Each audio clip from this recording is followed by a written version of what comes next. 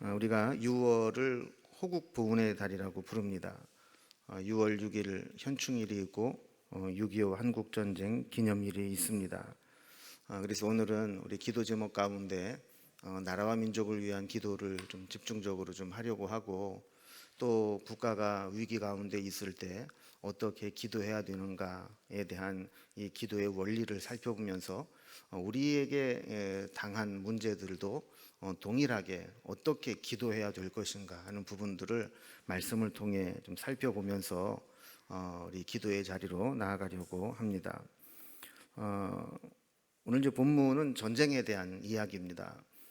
근데 제일 중요한 것은 기도와 어떤 현실이 어떤 연관성이 있느냐 하는 거죠. 전쟁이 있었습니다. 그런데 여호사밧이 기도했습니다. 그리고 하나님의 지혜와 능력으로 전쟁에 승리했습니다. 자, 이런 것을 볼 때 신앙인들은 그것이 기도에 대한 결과다, 기도의 응답이다라고 보지만, 또 세상 사람들이 볼 때에는 그게 무슨 기도의 응답이냐, 기도한다고 무슨 그런 일이 생기느냐, 이렇게 볼 수 있다라고 하는 것이죠. 그래서 전쟁을 보더라도 전쟁을 보는 관점이 다 다릅니다. 또 문제도 마찬가지죠. 전쟁 이외에 어떤 문제들도 문제를 볼 때 그 문제를 바라보는 관점이 다 다르고, 해결책을 제시할 때 해결책을 접근하는 방식들이 다 다른 것을 보게 됩니다.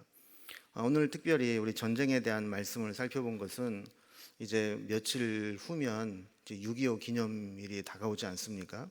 그래서 이 전쟁을 한번 이 성경적인 관점으로 좀 우리가 좀 해석해 보려고 하는 겁니다. 우리가 알다시피 1950년 6월 25일 북한의 남침으로 한국 전쟁이 시작되었습니다.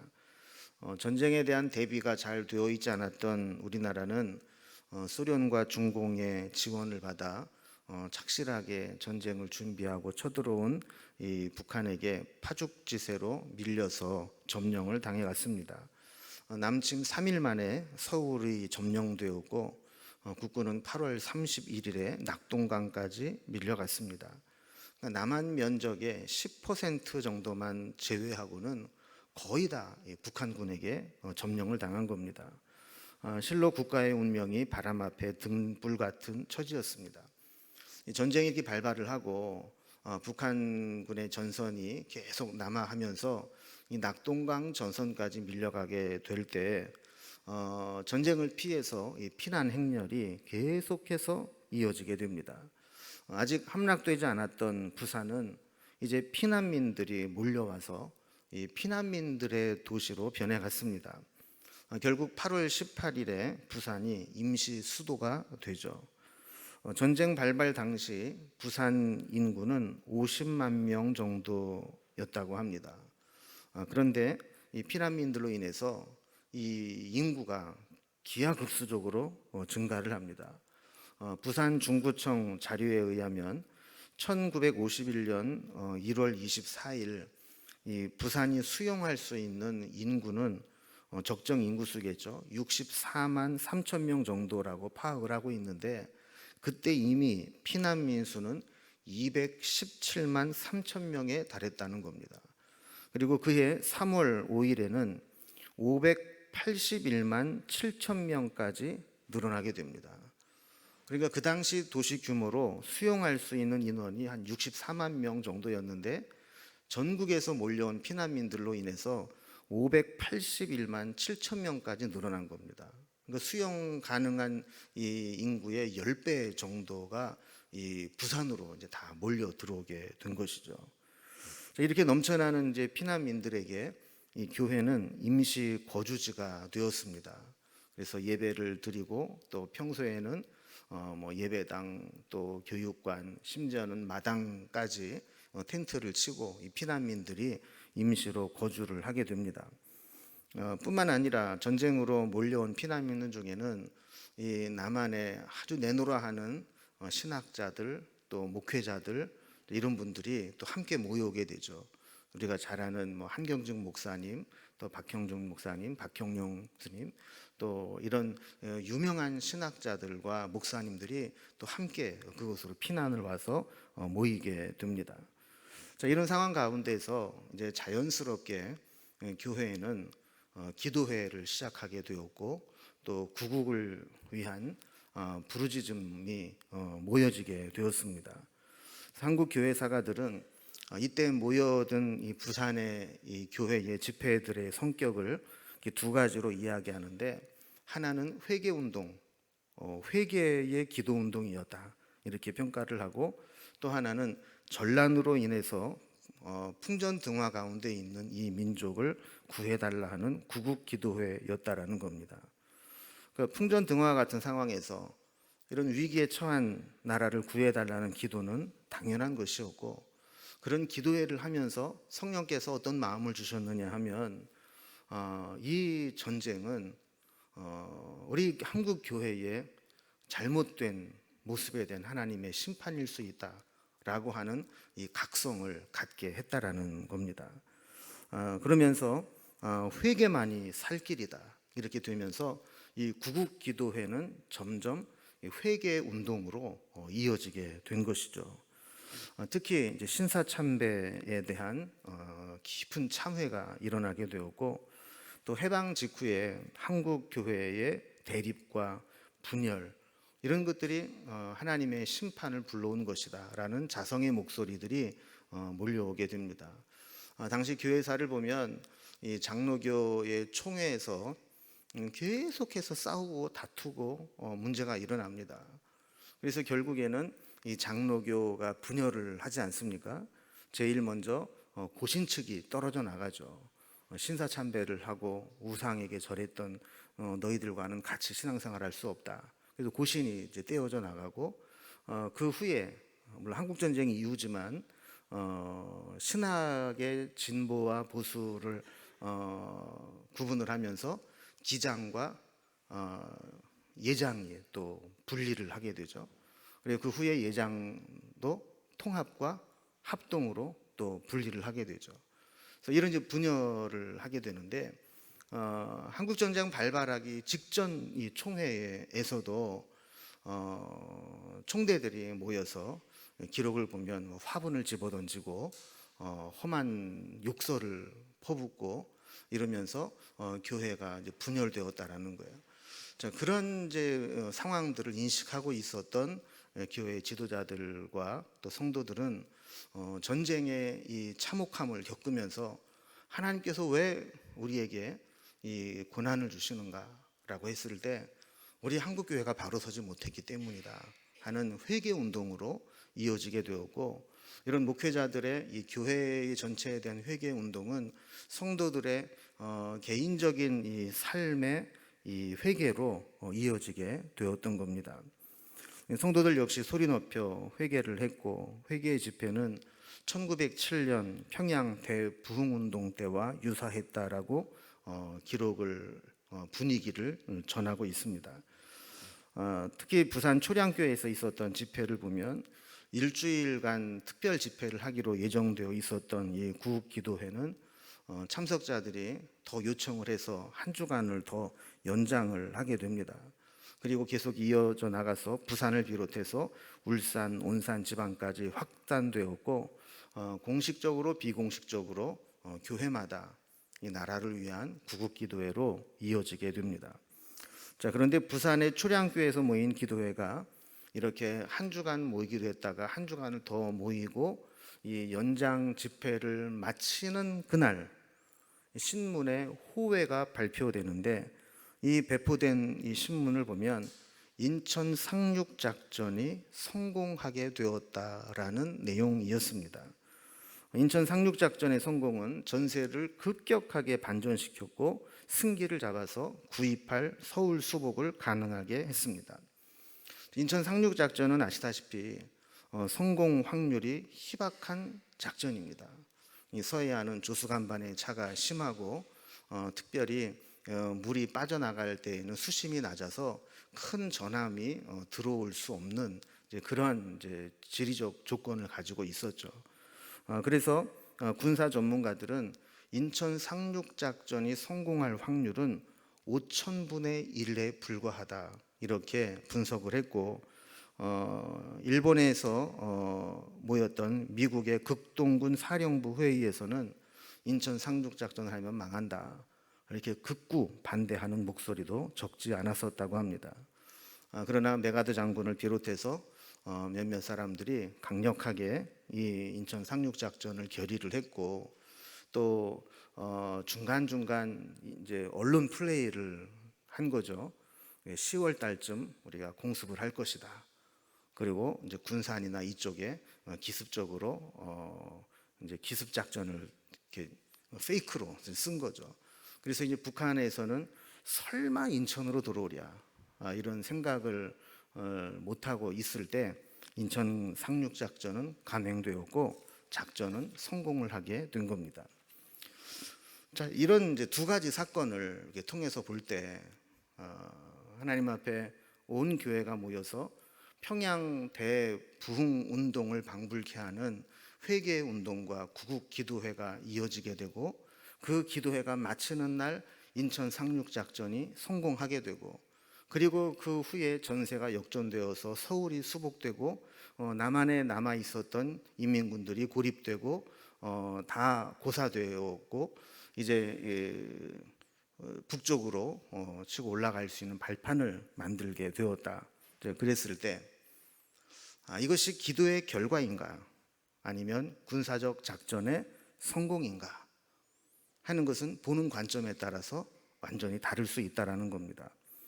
이러한 작전의 성공과 전세의 반전이 회개운동과 기도회의 결과라는 것을 객관적으로 증명할 방법은 없습니다. 그리고 또 그렇다고 해서 아니라고 부인할 수도 없습니다. 어쩌면 이 문제는 사실관계의 문제라기보다는 역사를 어떻게 보느냐 하는 관점의 문제이고 신앙의 문제이기 때문입니다. 그러나 우리는 분명히 믿습니다. 역사를 주관하시는 분은 하나님이시고 전쟁은 하나님께 속한 것이며 이김을 주시는 분은 하나님이라는 사실을 우리는 분명히 믿습니다. 이때 말씀을 전했던 많은 목사님들 중에 박윤선 목사님을 비롯해서 많은 강사로 모였던 분들은 이런 결과를 보면서 교회 회개 사건에 이어서 이런 전세가 역전된 것은 우연한 일이 아니라 하나님의 능력으로 우리를 도와주신 결과라고 했습니다. 그리고 인천 상륙 작전의 성공과 서울 수복은 회개와 간절한 기도에 대한 하나님의 응답이라고 했습니다. 기도하지 않은 사람은 이해할 수 없는 일입니다. 믿음으로 하나님을 바라보지 못했던 사람들은 이런 이야기를 할 수가 없습니다. 그러나 기도한 사람들은 분명히 깨닫고 고백할 수 있게 되는 것이죠. 아, 그렇구나. 하나님이 역사하셨구나. 하나님 우리의 기도를 들으셨구나. 우리가 하나님 앞에 엎드려 기도할 때 하나님이 이 민족을 불쌍히 여기셨구나. 이런 고백을 하게 되는 겁니다. 물론 유엔군의 도움과 또 수많은 군인들의 희생과 공로는 우리가 부정할 수 없습니다. 그러나 결국 유엔군이 오게 만들고 수많은 작전들이 성공할 수 있도록 해주시고 또 이 전쟁에서 마지막에 이기게 하신 것은 하나님의 은혜라고 볼 수밖에 없다라는 겁니다. 그래서 우리는 오늘 이 나라 민족을 위해서 기도를 해야 된다라는 결론을 우리가 가지면서 먼저 오늘 본문의 말씀을 우리가 좀 잠깐 살펴보면서 우리가 위기 가운데 있을 때 어떻게 기도해야 될 것인가. 물론 오늘 본문도 전쟁에 대한 이야기입니다. 그러나 넓은 의미로 본다면 우리 가운데 문제가 있을 때, 위기가 있을 때 어떻게 기도해야 되는가 하는 이 기도의 원리를 우리에게 보여주고 있는 본문입니다. 오늘 본문은 유다의 여호사밧이라는 왕이 있을 때 일어난 일입니다. 이 여호사밧이라는 왕은 신앙의 개혁을 이루고 선정을 베풀었던 남북 왕조를 통틀어서 몇 명 안 되는 그런 선한 왕 중에 한 명이었습니다. 그런데 그에게도 큰 실수가 몇 번 있었습니다. 우상 숭배와 죄악에 물든 북왕국과 화친을 맺으면서 동맹을 맺은 겁니다. 그래서 이 북왕국의 죄악이 유다에게까지 흘러 들어오게 된 것이죠. 그래서 여호사밧은 그의 아들 여호람을 아합의 딸과 아달랴와 결혼을 시킵니다. 여러분, 아합 어떤 사람인지 대충 아시죠? 남북왕 왕조를 통틀어서 가장 악한 왕이 아합 왕입니다. 이세벨과 결혼을 해서 아세라를 국가신으로 만들 정도로 그렇게 우상 숭배와 죄에 빠졌던 이 아합의 딸과 자기 딸을 혼인을 시켜요. 옛날에는 가장 강력한 동맹이 혼인 아닙니까? 그래서 이 북왕국과 함께 이 친밀하게 지내게 되면서 이 북왕국에 물들었던 우상 숭배와 죄악들이 그 개혁 운동을 일으켰던 이 유다에게 서서히 침투하게 되었던 겁니다. 뿐만 아니라 그는 이 북왕국 이스라엘 아합과 군사적인 동맹을 맺습니다. 그래서 길르앗 라못이라고 하는 곳을 침공하기도 합니다. 그리고 나중에 있었던 일이지만 북이스라엘의 이 아시아 왕과 경제적인 동맹을 맺고 이 지중해로 나아가는 항구 도시를 공유하게 되면서 그 속에서 중개 무역, 해상 무역을 통해서 이 경제적인 부강함을 얻으려고 했던 그런 왕이었습니다. 여호사밧 왕은 세상적으로 보면 정치를 잘했던 사람입니다. 국방과 외교에 있어서도 불안 요소를 없애고 경제적으로 부강함을 얻게 된 왕입니다. 그런데 어느 순간 보니까 이렇게 나라는 안정되어 갔고 부강해져 갔는데 유다 백성들은 하나님을 향한 믿음이 흔들리고 흐려지기 시작을 했고 점점 하나님보다 물질을 섬기게 되었고 우상을 숭배하는 나라가 되어버리고 만 겁니다. 하나님은 선지자 예후를 보내서 이러한 실상을 강하게 꾸짖고 책망하는 말씀을 전하게 됩니다. 여호사밧은 뒤늦게 정신을 차리고 다시 신앙의 개혁을 이룩합니다. 그래서 전국을 돌면서 다시 한번 이스라엘 백성들에게 신앙으로 회개하고 영적인 부흥운동과 개혁운동을 일으키도록 그렇게 애를 썼죠. 자, 그런데 이제 오늘 본문의 말씀은 그렇게 다시 신앙의 개혁운동을 일으킨 지 얼마 안 되었을 때 이 여호사밧이 큰 위기를 만나게 됩니다. 여러분, 국가적으로 가장 큰 위기는 뭘까요? 전쟁이죠. 물론 우리가 뭐 경제적으로 모라토리엄을 당한다든가 또 뭐 사회적으로 어떤 문제가 생긴다든가 이런 것도 문제지만 국가의 존립 자체가 위기를 만나는 것은 전쟁입니다. 근데 여호사밧이 지금 그런 전쟁 앞에 맞서게 된 겁니다. 그래서 20장 1절 말씀을 보면 그 후에 모압 자손과 암몬 자손들이 마온 사람들과 함께 와서 여호사밧을 치고자 한지라. 그리고 모압과 암몬, 요단강 동편에 있는 나라들입니다. 그래서 유다로 볼 때 요단강을 건너가고 사해 또 요단강 동편에 있는 데가 모압이라는 나라고 그 밑에가 암몬이라는 나라입니다. 이 두 나라가 마온 사람과 함께 연합군을 형성을 해서 지금 이 여호사밧을 치겠다고 지금 공격을 해 온 겁니다. 바로 직전에 유다는 아합 왕과 함께 길르앗 라못이라는 곳을 침공을 했다가 패하고 돌아오게 됩니다. 그리고 그 전쟁에서 아합 왕이 전사를 합니다.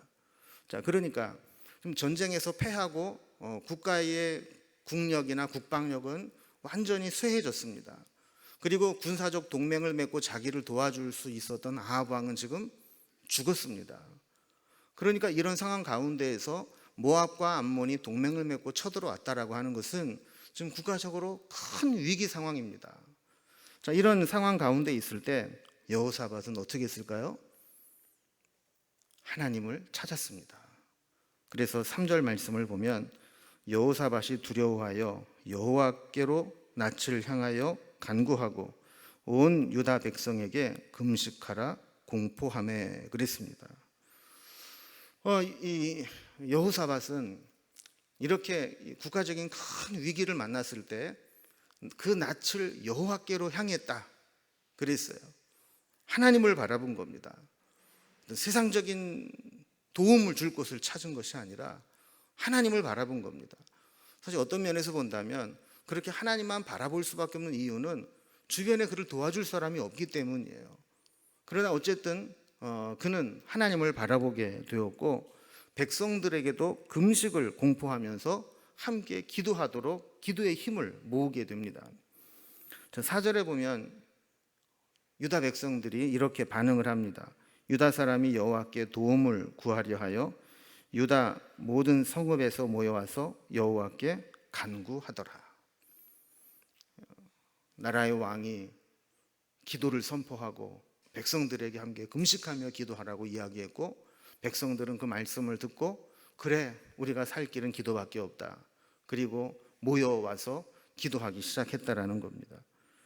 5절부터 12절까지는 여호사밧 왕이 유다 백성들을 모아놓고 하나님 앞에 드린 대표 기도의 내용입니다.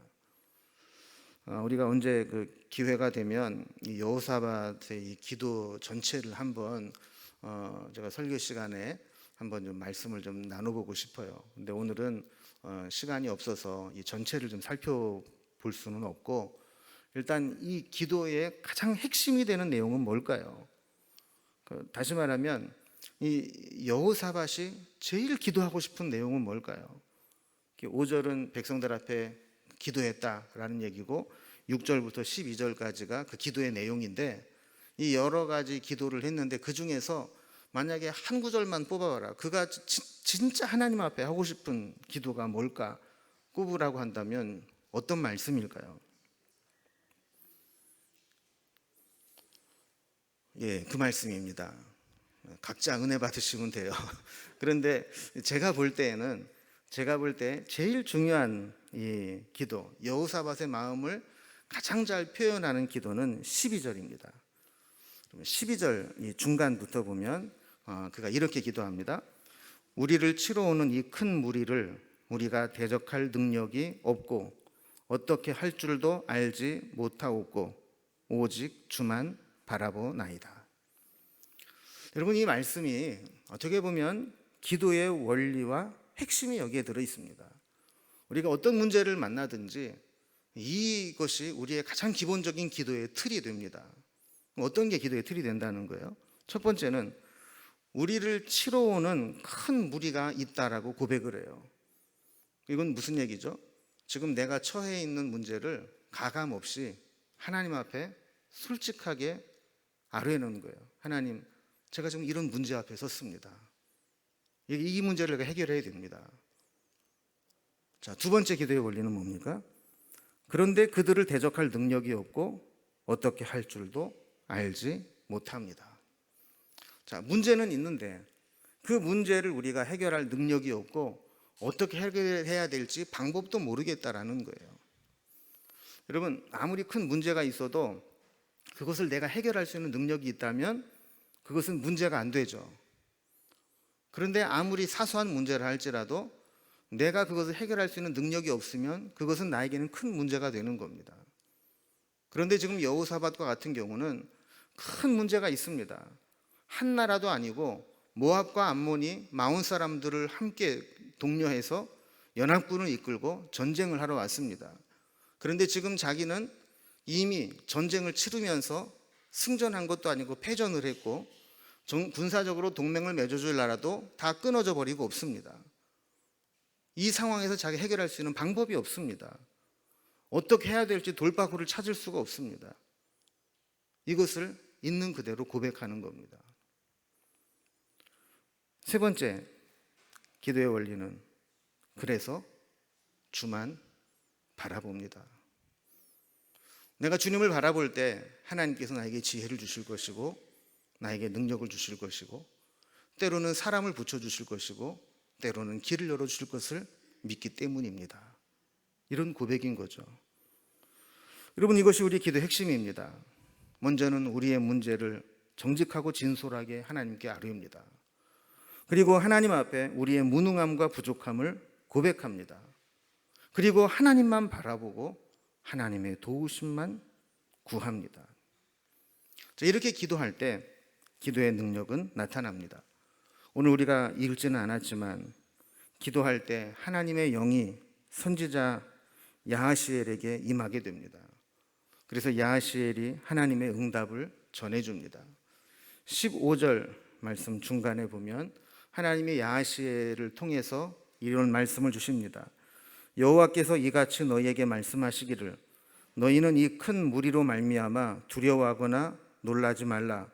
이 전쟁은 너희에게 속한 것이 아니요 하나님께 속한 것이니라. 그럼 그 다음에 보면 신기한 장면이 나오죠. 이래서 전쟁터에 나가게 되는데 여호사밧이 어떻게 전쟁터에 나가요? 잘 나가죠. 잘 나가는데 그 앞에다가 성가대를 앞세워서 나가요.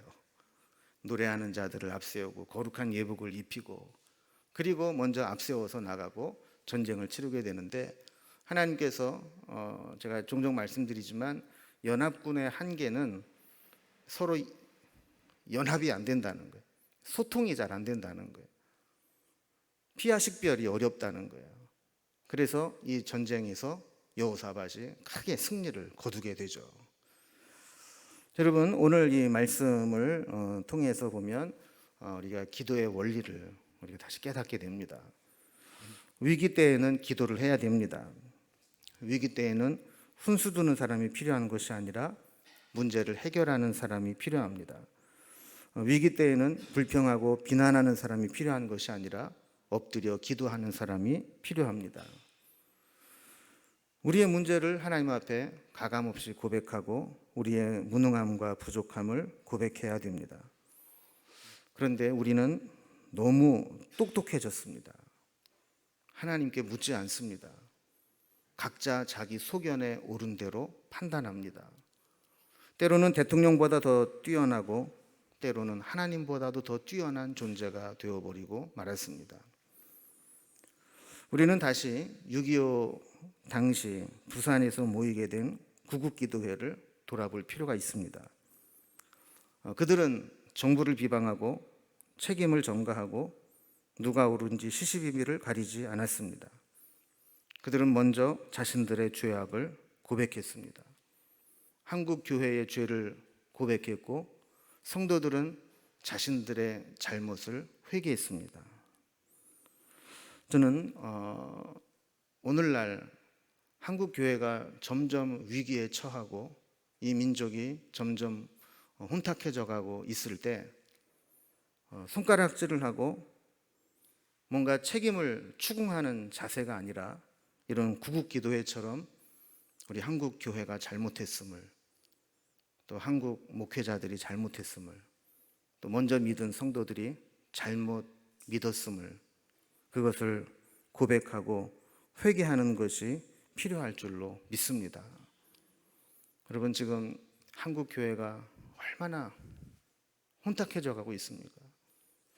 제가 이번 주일날 설교 시간에 좀 나누려고 하는데 지난 한 몇 주 동안, 2주 동안 분당 우리 교회의 부목사 설교가 엄청난 파장을 이끌고 정말 건강하게 세워져 가려고 하는 교회마저도 흔드는 그런 모습들이 보여지게 되었고 그 문제를 해결해 나가는 과정 속에서 정말 나와 생각이 다르다는 이유로 정말 무례하고 기독교인들끼리 서로 싸우고 함께 이 문제를 해결하고 부둥켜 안고 기도해야 될 그런 상황 가운데에서 정말 서로에게 비난을 하고 서로에게 해서는 안 될 말들을 하면서 이 사탄이 원하는 대로 한국교회가 찢어지고 있는 모습들을 보게 됩니다. 안타까운 마음으로 이찬수 목사님이 지난주에 설교한 내용이 있어서 한번 영상을 한번 봤는데요. 또 거기에 또 뭐 그 이종훈 교수라는 사람이 또 연관이 또 돼요. 그래서 이종훈 교수는 또 이종훈 교수대로 또 이찬수 목사님을 비방하고 이런 모습들이 막 일어나게 되면서 막 눈물로 절규하면서 기도하는 그 모습을 보면서 저도 마음으로 얼마나 무거웠는지 모릅니다. 지금 뭐 우리가 아직 그 물리적인 전쟁이 끝난 것이 아니고 아직 휴전 상태에 있지만 우리가 영적인 전선으로 우리가 확대해서 본다면 좀 한국 교회도 이제 영적 전쟁에 이제 본격적으로 지금 휘말려 가고 있고 사탄은 우리 성도들을 또 교회를 본격적으로 지금 공격해 오고 있다는 사실을 우리가 깨달으면서 우리가 어떻게 이런 문제들을 해결해야 될 것인가. 우리가 하나님이 되고 우리가 전능자가 되고 우리가 모든 것을 다 알아서 훈수두고 비난하는 자가 아니라 정말 하나님 앞에 엎드리고 회개하고 우리는 어떻게 해야 될지를 알지 못합니다. 하나님은 우리에게 무엇을 원하는지를 보여주시고 이 교회를 세워주시고 살려주시고 이 민족을 살려달라고 그렇게 기도해야 될 때가 되었다라는 겁니다. 이제 오늘 말씀을 생각하면서 우리 기도할 텐데, 먼저는 우리가 전제돼야 될 것이 있어요. 우리가 오늘 기도를 다 살펴보지 않았지만 기도의 내용 중에 중요한 것 중에 하나는 뭐냐면 하나님의 능하심과 하나님의 구원하심입니다. 우리 민족이 수많은 위기 가운데서도 하나님은 우리를 지켜주셨습니다. 변함없이 우리를 사랑하셨고 구원하셨고 우리를 세워주셨습니다. 하나님께서 이 민족을 그렇게 사랑하시고 은혜 주신 것을 정말 마음 깊은 곳에서부터 하나님께 감사의 고백을 우리가 드렸으면 좋겠습니다. 그리고 지금도 우리나라는 주변 열강 속에서 또 내부에 서로 진영 간에 세대 간에 가진 자와 못 가진 자 간에 사분오열돼서 나와 생각이 다르고 정치적인 색깔이 다르고 성향이 다르면 함부로 정죄하고 비난하고 이러한 모습들이 얼마나 난무하고 있는지 모릅니다. 이 민족의 이런 위기 상황들을 하나님이 아십니다. 그런데 우리의 힘으로는 이것을 해결할 능력이 없습니다. 어떻게 해야 될지 알지도 못합니다. 그래서 하나님만 바라봅니다. 하나님이 민족을 불쌍히 여겨주시고 다시 하나님 앞에 쓰임받는 민족이 되게 해달라고, 이 민족을 구원해 주시고 이 민족의 문제들을 사람의 힘으로는 해결할 수 없사오니 모든 어둠의 영들, 이 심지어는 성도들의 마음속에까지 자리 잡고 있는 모든 어둠의 영들을 하나님 거두어 주시고 하나님의 뜻이, 하나님의 나라가 정말 이 나라에 실현될 수 있게 해달라고, 나라 민족을 위해서 주님의 이름을 세 번 부르고 합심해서 기도의 자리로 나아갑니다. 다 같이 기도하겠습니다.